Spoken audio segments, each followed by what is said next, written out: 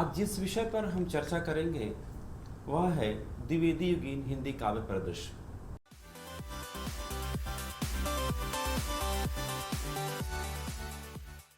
द्विवेदी युग का नाम महावीर प्रसाद द्विवेदी जी के नाम से पड़ा।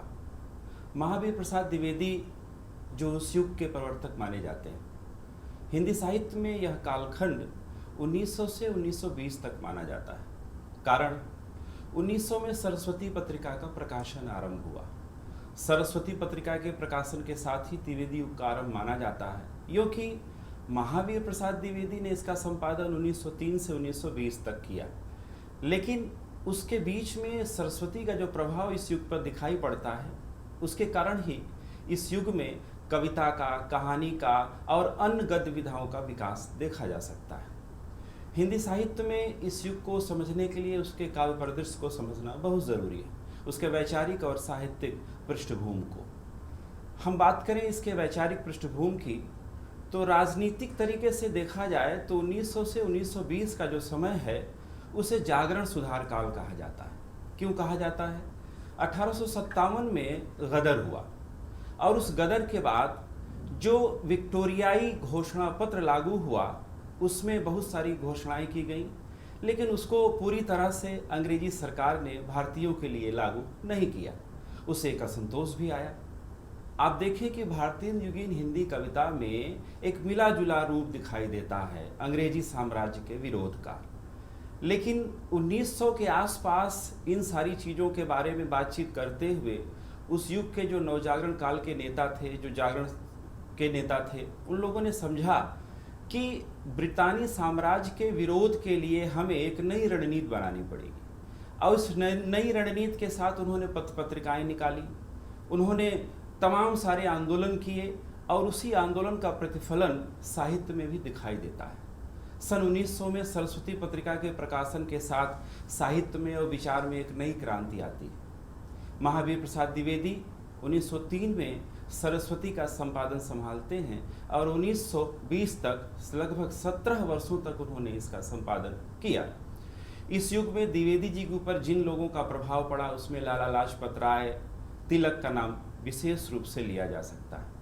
आप जानते हैं कि इस युग में राजनीतिक परिदृश्य पर स्वदेशी आंदोलन को विशेष महत्व दिया गया और ये बताया गया कि ब्रिटिश साम्राज्य के खिलाफ जो वहाँ की जो आर्थिक नीति है उसका विरोध हमें करना है। उस आर्थिक नीति का विरोध इस तरह से करना है कि हमें स्वदेशी आंदोलन चलाना है और उस स्वदेशी आंदोलन की सहभागिता के साथ यह जो नया राजनीतिक प्रारूप हमारे सामने तैयार हुआ उसका असर हमारी हिंदी कविता पर भी दिखाई देता है।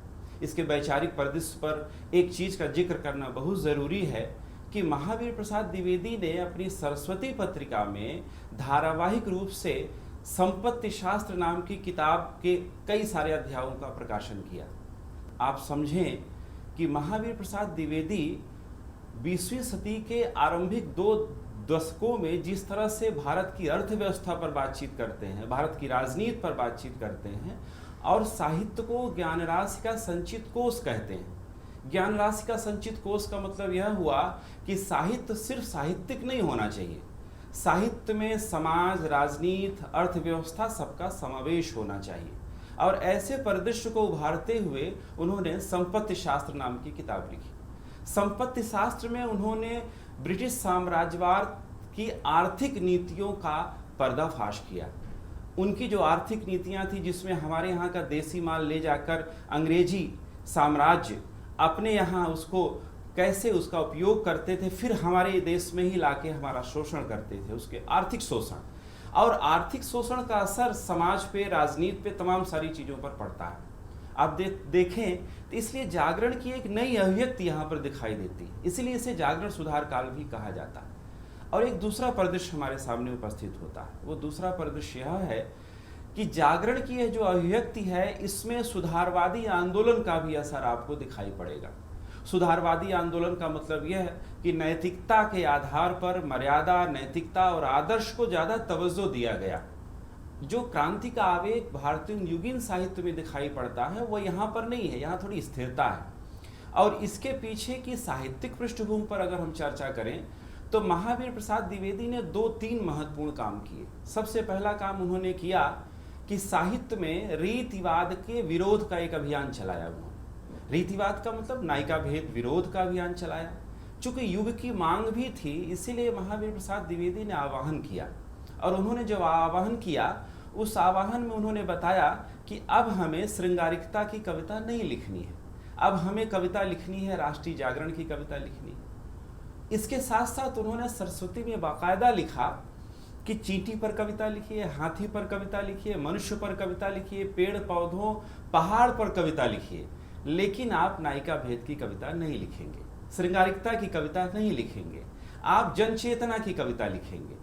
तो ऐसे में जो पूरा का पूरा परिदृश्य है वह बदल जाता है, और इसका असर आपको साहित्य पर भी दिखाई देता है, विशेष रूप से कविता पर। दूसरी चीज यह है कि उसी दौर में ब्रजभाषा बनाम खड़ी बोली का विवाद उत्पन्न हुआ, क्योंकि गद्य की भाषा तो खड़ी बोली हो चुकी थी, लेकिन कविता की भाषा अभी भी ब्रज थी।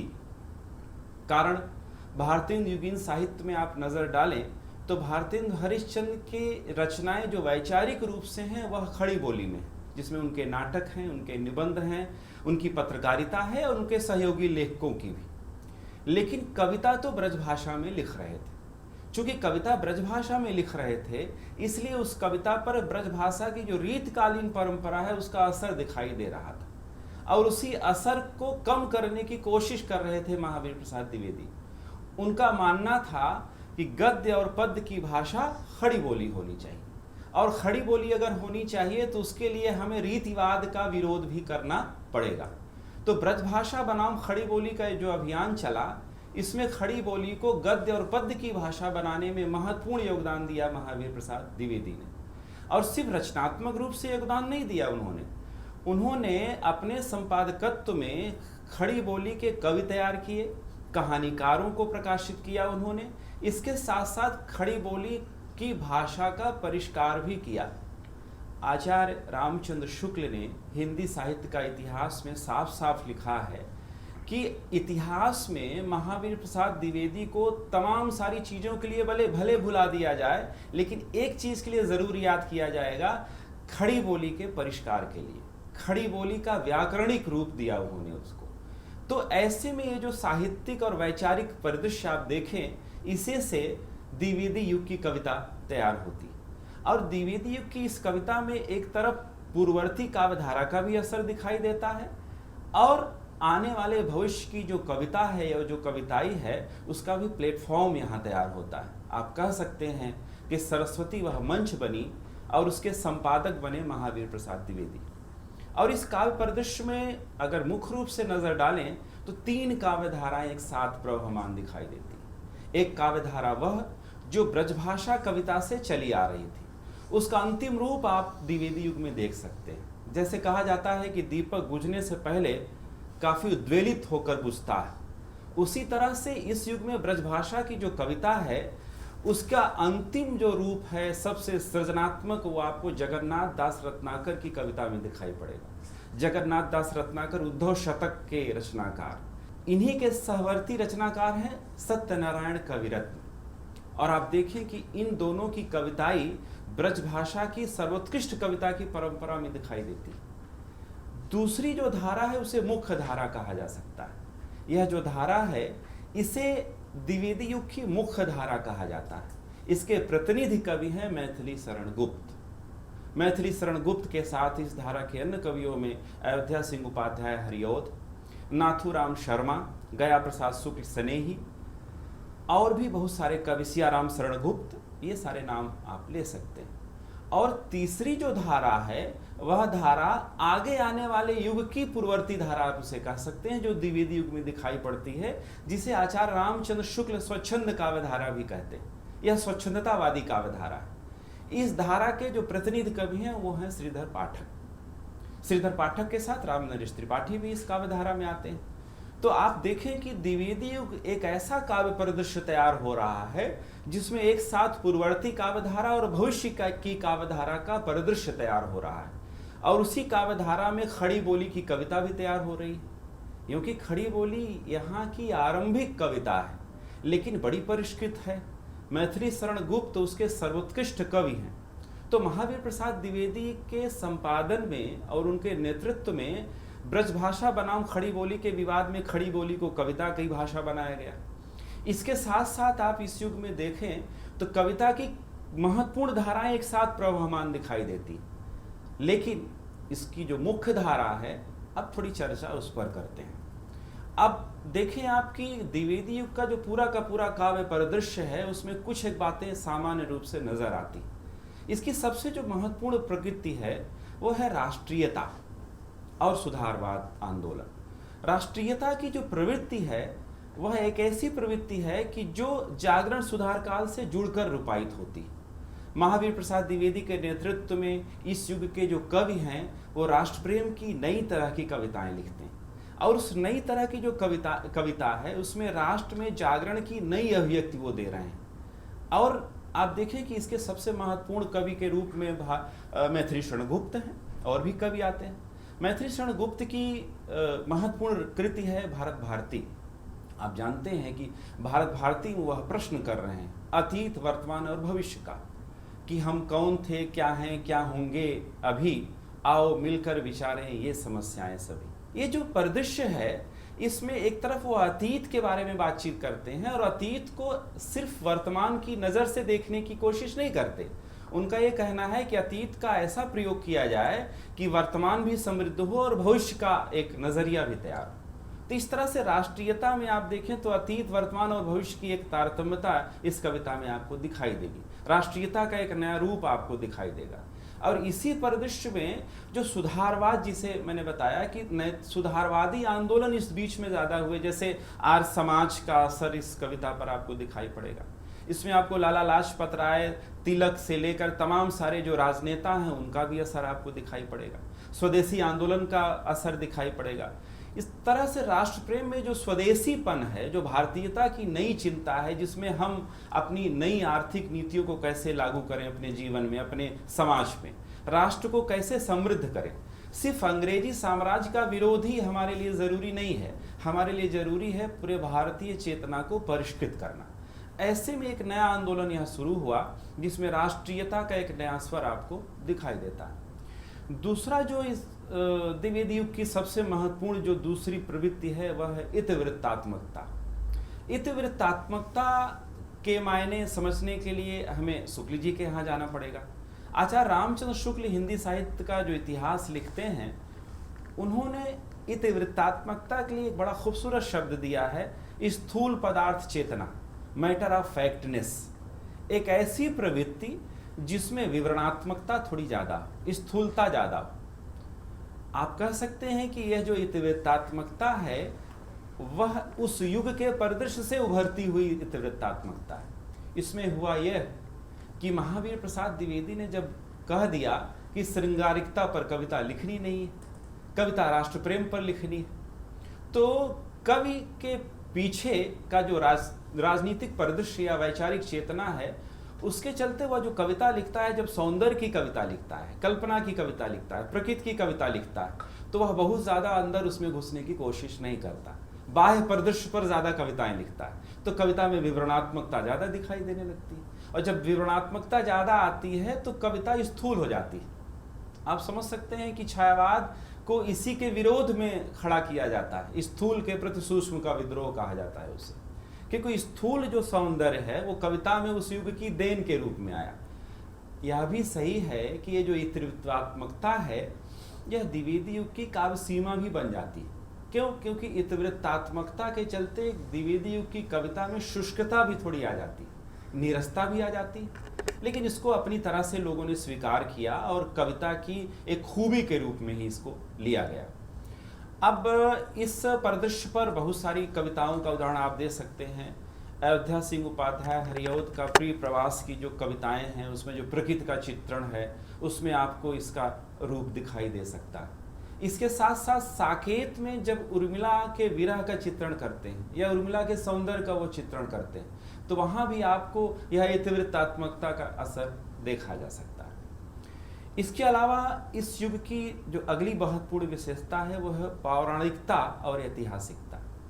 चूँकि पुराण और इतिहास को मुख्य विषय बनाया इस युग के कवियों ने, इसका असर इसलिए क्योंकि प्रबंधात्मक कृतियां लिखी गई इस युग में। जैसे दो उदाहरण आपके सामने मैं रखता हूँ। अयोध्या सिंह उपाध्याय हरिऔध ने जो प्रिय प्रवास लिखा, उसे खड़ी बोली का पहला महाकाव्य माना जाता है। प्रिय प्रवास में कृष्ण और राधा का चित्रण है।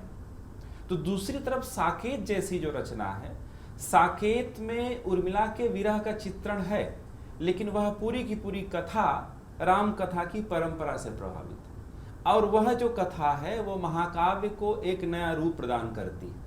तो आप देखिए, इसके अलावा जयद्रथ वध जैसी रचना है, और भी बहुत सारी रचनाएं हैं। इन रचनाओं में आपको इतिहास और पुराण के स्रोत दिखाई पड़ेंगे, और इसका असर इसलिए भी है क्योंकि इस युग की जो चेतना है उसमें ऐतिहासिकता और पौराणिकता को काव्य स्रोत के रूप में अर्जित किए जाने की कवायद भी की गई महावीर प्रसाद द्विवेदी के आह्वान से। साकेत की रचनात्मकता के पीछे महावीर प्रसाद द्विवेदी खुद हैं। उन्होंने आह्वान किया था मैथिली शरण गुप्त का कि वो साकेत लिखें, उर्मिला के बारे में लिखें। इसी तरह से यशोधरा जैसी रचना, यशोधरा जिसमें महात्मा बुद्ध की पत्नी यशोधरा को केंद्रित करके वह रचना लिखी गई। लगे हाथ नारी के विषय पर भी बात कर लेते हैं। नारी विषय जो दृष्टिकोण है वह थोड़ा आदर्शवादी और नैतिकता से भरा हुआ है इस युग का। स्त्री को एक नैतिकता के धरातल पर देखा जाता है। आज भी हम उन पंक्तियों को कोट करते हुए अक्सर विशेष रूप से बातचीत करते हैं तो कहते हैं कि अबला जीवन हाय तुम्हारी यही कहानी, आंचल में है दूध और आंखों में पानी। ये जो पंक्तियां हैं, इसमें स्त्री को एक विशेष रूप से नैतिकता और आदर्श के आवरण में रखा गया है और उसकी दीनहीन दशा के बारे में बताया गया है, जबकि आज के आधुनिक युग में इसे उस तरह से स्वीकार नहीं किया जा सकता। लेकिन अगर आप उस युग के परिदृश्य में जाएं तो ये पंक्ति अपने आप रूपायित हो रही है। वह युग की देन है ये पंक्तियां। ये कोई भी कविता लिखी जाती है तो अपने युग के दबाव से लिखी जाती है। शायद छायावाद में अगर रहे होते ये कवि तो इनकी भाषा बदल जाती। अब इसके साथ साथ इस युग की कविता की अगली जो महत्वपूर्ण विशेषता है उसमें आप देखें तो आपको नजर आएगा तो कि प्रकृति का जो चित्रण है उसमें भी इतिवृत्तात्मकता का असर दिखाई पड़ेगा आपको। जैसे कि संध्या के बारे में जो चित्रण करते हैं, प्रकृति में नदी, पेड़ पौधों, पहाड़ का जो चित्रण करते हैं, तो उसमें दो दृष्टियां दिखाई पड़ती हैं। एक दृष्टि तो है जो मुख्य धारा की कविता है, जिसमें अयोध्या सिंह उपाध्याय और तमाम सारे कवि आते हैं। लेकिन दूसरी धारा की जो कविता है, उस धारा के कवियों में श्रीधर पाठक का नाम लिया जाता है। श्रीधर पाठक स्वच्छंदतावादी कवि माने जाते हैं, शुक्ल जी ने जैसे कहा है अपने इतिहास में। और स्वच्छंदतावाद का छायावाद से बड़ा गहरा संबंध है। तो स्वच्छंदतावादी कवि श्रीधर पाठक उसी युग में जिस समय गगन था कुछ लोहित हो चला जैसी कविताएं लिख रहे थे कवि, उसी युग में वो लिखते हैं जगत है सच्चा तनिक न कच्चा, समझो बच्चा इसका भेद। उन्हें जगत की सच्चाई के बारे में वो लिखते हैं। वो कहते हैं जब तक उसके अंदर नहीं घुसोगे तब तक जगत को बाह्य परिदृश्य से नहीं समझा जा सकता। इसको आप छायावाद की पूर्व पीठिका के रूप में भी ले सकते हैं। इसी श्रृंखला में राम नरेश त्रिपाठी की जो कविताएं हैं, जिसमें मिलन पथिक जैसे संग्रह हैं उनके, और मुकुटधर पांडे भी इस युग में लिख रहे थे परवर्ती काल में। तो इनके काव्य परिदृश्य में प्रकृति का जो चित्रण आता है उसमें काफी खुलापन है, उसमें कल्पनात्मकता भी है। और इन सब परिदृश्यों के साथ साथ इस युग की कविता की एक और खूबी है, वह है काव्य रूपों की विविधता। काव्य रूप आप जानते हैं कि इसमें ऐतिहासिकता, पौराणिकता और आख्यान परकता ज्यादा है। तो काव्य रूप जो पारंपरिक हैं उनको स्थान मिला, जैसे प्रबंधात्मकता, प्रबंध कृतियों की ज्यादा रचना हुई इस युग में। तो प्रबंधात्मकता का जो काव्य रूप है, जिसमें रामचरितमानस जैसा ग्रंथ लिखा गया, तो उसी आधार पर इस युग में प्रिय प्रवास और साकेत इसके सबसे बड़े उदाहरण। साकेत बहुत महत्वपूर्ण महाकाव्य माना जाता है। आधुनिक परिदृश्य में भी अयोध्या सिंह उपाध्याय हरिऔध के प्रिय प्रवास के बाद साकेत को बहुत महत्व दिया जाता है, और भी कई ग्रंथ लिखे गए हैं। खंड काव्य कई लिखे गए हैं, जयद्रथ वध से लेकर यशोधरा, मिलन पथिक, ये जैसे खंड काव्य, ये दूसरा प्रारूप है। और तीसरे मुक्तक काव्य भी लिखा गया है, लेकिन ज्यादातर बंधे बधाए ढांचे में जो काव्य रूप है उनका प्रयोग इस युग में ज्यादा होता है। और आप देखें कि द्विवेदी युग की इस पूरी की पूरी कविताई में, कविता के इस परिदृश्य में जिस तरह से कवि अपने को प्रस्तुत करता है, उसमें परंपरा से भी जोड़ता है और आधुनिकता को एक नए आवरण में प्रस्तुत भी करता है। अब थोड़ा छंदों की बात करें। द्विवेदी युग में जो कवि हैं जिन्होंने कई तरह के छंदों का प्रयोग किया, पारंपरिक छंद हैं जिसमें हरगीत का है, रोला है, छप्पय है, ये सारे छंद आते हैं। और इन छंदों की रचना के साथ साथ आप देखें तो गेयता और संगीतात्मकता इस युग की बड़ी महत्वपूर्ण विशेषता है कि कविता तो छंद में होनी चाहिए। छंद मुक्तता की स्थिति यहाँ अभी बन नहीं पा रही थी, वो तो छायावाद में आकर बनती।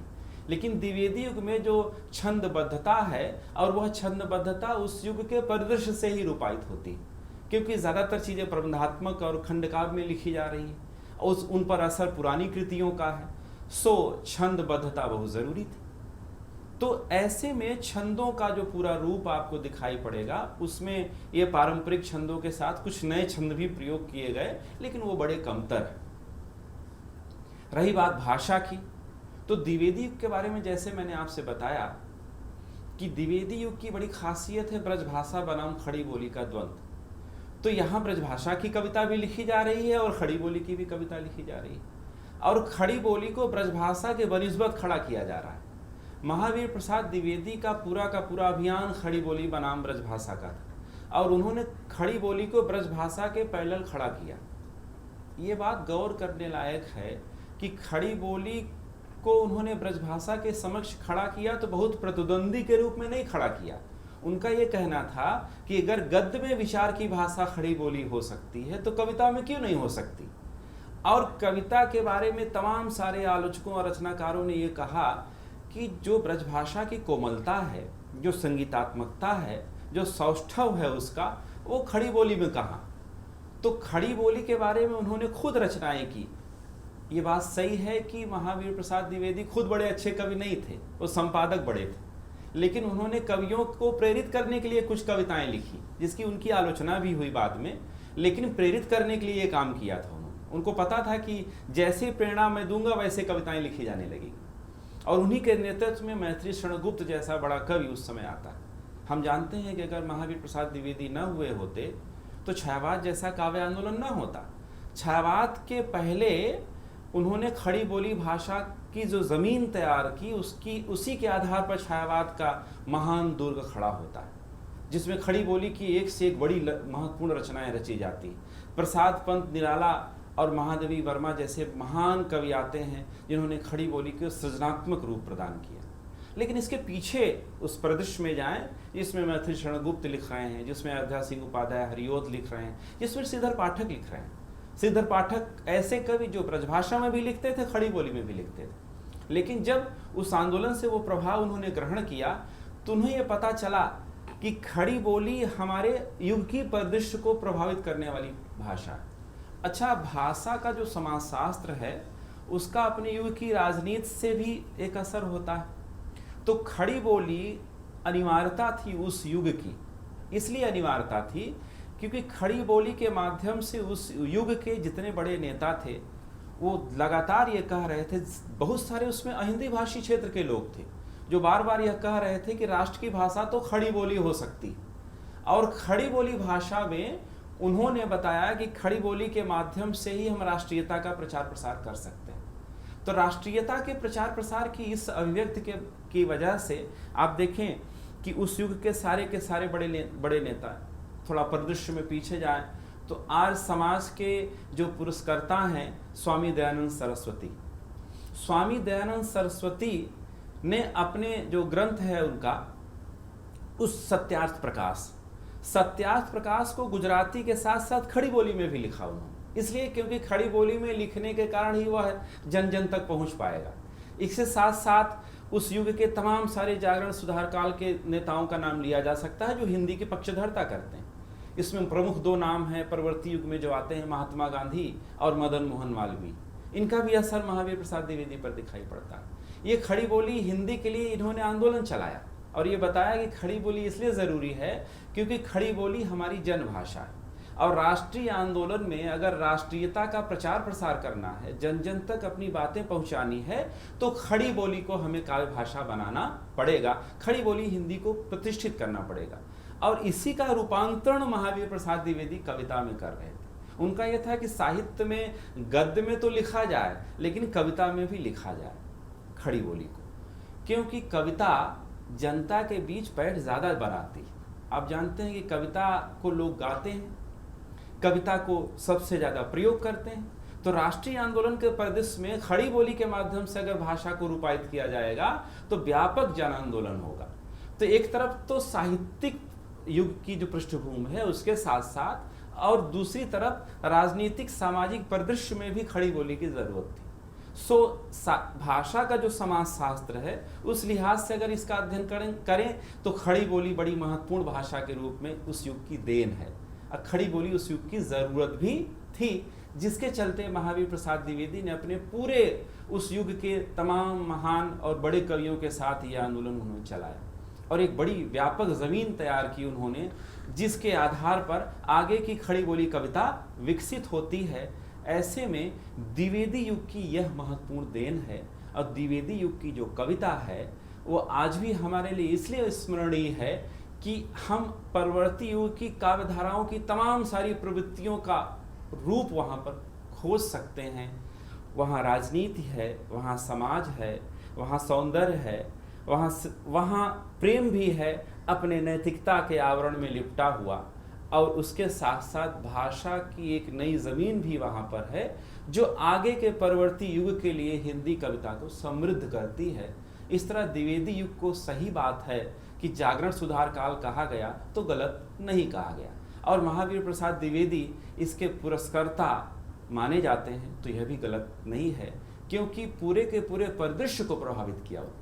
एक व्यक्ति युग के रूप में कैसे दिखाई देता है, यह द्विवेदी युग में हम देख और समझ सकते हैं। धन्यवाद।